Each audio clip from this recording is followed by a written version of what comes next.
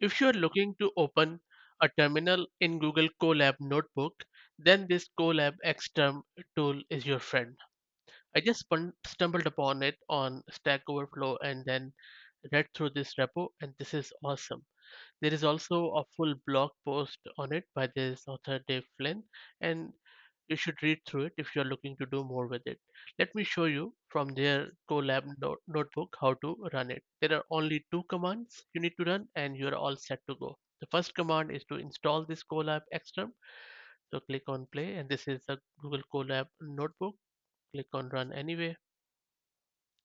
Shouldn't take too long. Installed, and next simply run the Xterm. And this should open the terminal in the cell. Scroll down a bit, and there you go. So this is your terminal, just like Linux.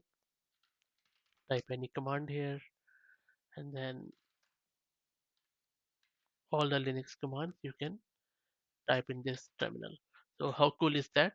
I will drop the link to this GitHub repo in video's description, and you can go and play around with it. And really hats off to the authors for creating this awesome tool. And thanks for watching. If you like the content, please consider subscribing to the channel. Thank you.